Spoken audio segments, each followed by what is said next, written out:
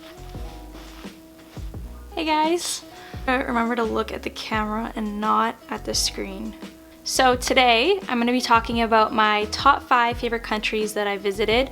I've gotten a few questions on my Instagram and YouTube, and I thought it'd be helpful because I do travel a lot. I've been traveling for the last 2.5 years since going freelance full-time. So I have my phone beside me because I had to write everything down or else I'd forget. So I'm going to start from number 5 and then work my way to number 1, my top favorite country. Number 5 is Iceland. I visited Iceland a few months ago in the winter. That was my first time, only been there once, but it was amazing. I went with 3 other friends and it was so cold and so different than anywhere I've been before. So some of my favorite spots in Iceland were Diamond Beach. I'm gonna put little photos on the screen here. Hot Spring River, I think that's the name of it. I'll put it on the screen as well if I'm wrong. Stokksnes Beach, this place was amazing. And the ice caves, I also don't know the name of them, so I'll put that on the screen as well. And then for the pros, it was very cheap to fly to Iceland. From Canada, the west coast, there's always deals with Iceland Air, so it was like, I think 800 Canadian or something. We also had camper vans there and I found that it was super camper van friendly. I bet even more in the summer because more things are open. Yeah, super easy to travel with a camper van there. I found there was like a range of things to see there. So there was black sand beaches, ice caves, waterfalls, hot springs, like such a different range of things to see. It was also very unique, so super rugged. It honestly felt like a different planet because like the beaches were black sand, like not super populated, which is really cool. And then the hotels and groceries weren't that expensive, which I was surprised. And then the cons of Iceland were it was very expensive to eat out, so most meals we did eat out a lot because it was winter and we didn't feel like cooking. Like a vegan burger and fries or a normal burger was like $30 per person every time. We tried to eat out once a day. And then the weather in the winter, I'm not sure about the summer, but the winter was super hectic. It could be the worst windstorms you could ever think of, where you can't even go outside your house and drive. Or it could be like super beautiful golden light all day. I'd say we got pretty lucky. Like half the trip it was like super hectic and windy, and then the other half was sunny. And then also another con, it can be dangerous while driving if it's windy, especially in the winter. The roads get icy, so it could like slide your car off the road. So my 4th favorite country is Patagonia. This is more of a region, but Argentina and Chile were the countries that I visited. They were incredible. This was so much fun. I went with a group of, I think there was 7 or 8 of us, hiking and shooting. So some of my favorite spots in Patagonia were Lake Pehoe. I don't know if I'm saying this right. Lake Pehoe, this was in Torres del Paine Park. Laguna Torre in El Chalten. This was probably my favorite lake we went to. We got super lucky with the weather. It was like the most beautiful sunrise and there was icebergs in the water. Laguna de los Tres in El Chalten. We went to twice actually because the first time the mountain was all clouded. So we tried again the next morning and then got amazing conditions. And another spot was the road to El Chalten. You get this amazing mountain view with the road lined up, and yeah, it was beautiful. So some pros of Patagonia, it felt really like untouched and not super touristy, but we also went in the fall, April, that was their fall. It didn't feel like super crowded every place we went to, but I heard in the summer it can get really busy, so I definitely recommend the fall. You also get beautiful fall colors on the trails. I also like that Patagonia, the hiking isn't super strenuous. Trails were like 10 kilometers long, but there was minimal elevation gain to what I'm used to. And then I also loved about El Chalten is that you could start all the hikes from the town, so you could walk from your hostel to the trail. And in El Chalten, you don't have to book campsites ahead of time. It's just like a first come first serve basis, so that was really cool. Some cons about Patagonia. We did the W trek, which is like a 5-day trek in Chile, in Torres del Paine. This was definitely the most crowded place we went to on the whole trip, and we definitely didn't get good weather the whole trek. It was raining and windy for 5 days straight and we were soaked. And the views along the way were pretty, but compared to the other places we went to in Patagonia, it definitely didn't compare. I think it's a little overhyped, just my opinion, but yeah. Also another con of Patagonia is that the weather is very unpredictable, kind of like Iceland, where it could be like super windy and rainy and then also beautiful weather, like you don't know where you're gonna get. So we gave ourselves 3 weeks in Patagonia because we knew the weather was like that. So some days, you know, we couldn't go and hike, but we had the time to do that. If you can, I would say stay there on the longer side just in case you get a bad weather window.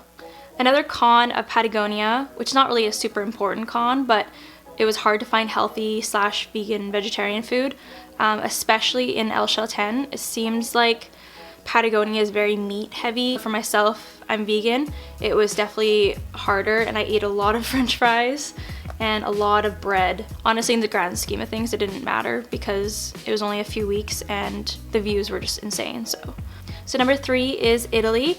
I'm talking more about like the northern part of Italy, the Dolomites. I've been to Rome, Venice, and Florence in the past a few years ago, but my latest trip was in the Dolomites, so that's what I'm talking about. So some of my favorite spots in the Dolomites were Lago Federa, had the most insane fall colors I've ever seen. Seceda, the tram was actually closed, so we had to hike up to it, but usually you can take a tram to the very top. Alpe di Suzi and Cime Cadin, I don't know if I said that right. It's in Tre Cime area, but yeah, that place was amazing. So some of the pros of Italy, it was very cheap to fly to Milan, Italy. I think it was like $800 or $900. I went in the fall, in October, and the fall colors there are unreal. If you're planning to go to the Dolomites, I definitely recommend it. The locals were super friendly and accommodating. I think that's just Italian culture, but yeah, everywhere we went, they were so nice. The food and the coffee was so good. Like the espresso, pizza, pasta, that was probably one of my favorite parts about Italy. And then the culture itself is amazing. So some of the cons of Italy, some of the spots we went to were super touristy and crowded, even in the fall, so I think the summer would be insane there. But not every single place we went to, it just depended on if it was a more touristy destination. And then another con is that a lot of the trams up the mountains were closed. They close at the end of summer, so we had to hike to a couple places that the trams usually would take you up to, and then some places we just couldn't get to without the tram.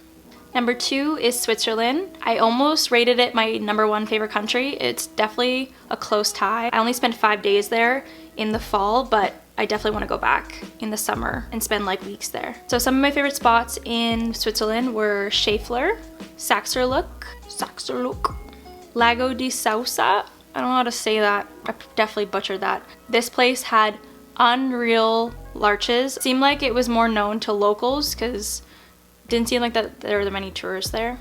And Zermatt, which there's lots of like lakes like Riffelsee, and there's a glacier, Gorner Glacier. I don't know if I said that right. The whole town of Zermatt is so cute and picturesque.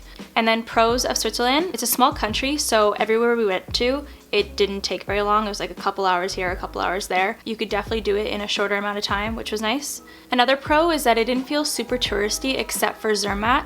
So every other place we went to, we were honestly the only ones there. And I don't know if that's because we were there in the fall. Could be, but I found Italy a lot more touristy than Switzerland. And another big pro of Switzerland is that you can either drive or take a tram up to a lot of spots. So there's minimal hiking required, especially if you're not a big hiker or you can't do strenuous trails.